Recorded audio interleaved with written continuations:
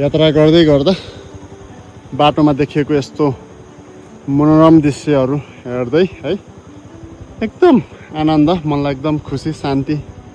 यो वेदर देखेर पनि यस्तो हरियाली चिसो चिसो बादलहरू लागेको कारणले गर्दा यहीसँग हामी रमाएर अगाडि बढ्दैछौँ।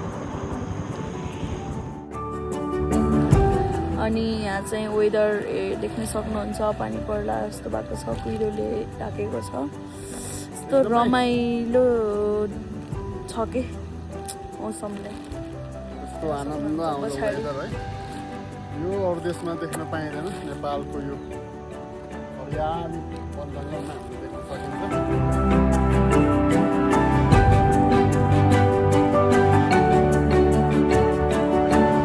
अब हामी चाहिँ पोखरा जानलाई रेडी हुँदैछौँ।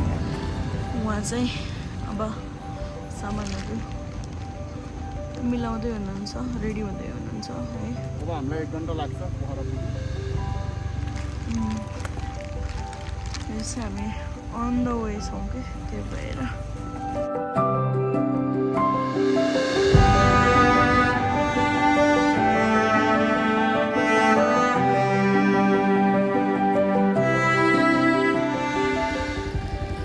अलिअलि पानी पर्दैछ,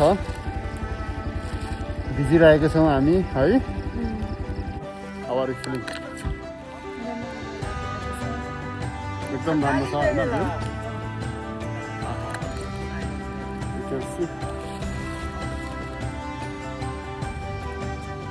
यहाँनिर हाम्रो चटपट आइसकेको छ। 60 रुपियाँको चटपट, 50 रुपियाँको कोक, 50 रुपियाँको फेन्टा गरेर चाहिँ हामीले चाहिँ यो खाँदैछौँ है। अनि टक्क भ्यू हेर्दै, भ्यू चाहिँ एकदम दामी छ यहाँनिर, इन्जोय गर्दैछौँ। यहाँनिर त चटपट खान्छ, मलाई एकदम मिठो लाग्यो।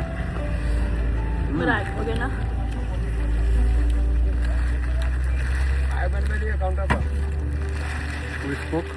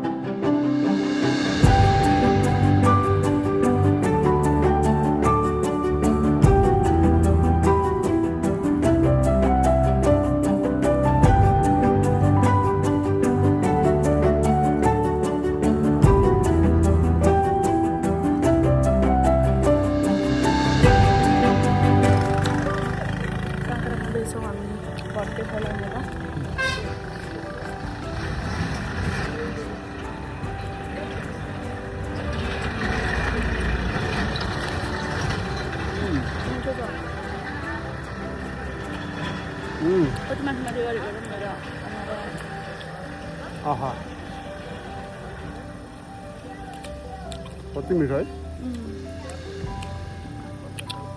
हरियाली डाँडा काँडा जहाँ कुहिरोले छोपिएको एकदम मनोरम दृश्य हामीले यहाँनिर अवलोकन गर्न पायौँ।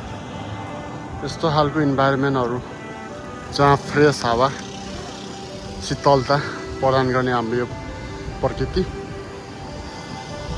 एकदम सुन्दर छ हाम्रो नेपाल है। वेदर सँगसँगै खाजा पनि मिठो लाग्यो। यो चाहिँ घट्टे खोला हो, ठ्याक्कै एउटा भ्यू पोइन्ट जस्तो भनौँ न। अनि पोखराको भ्यू पनि देखिन्छ, तालको भ्यू यस्तो दामी देखिन्छ। नौराडाभन्दा थोरै माथि हो।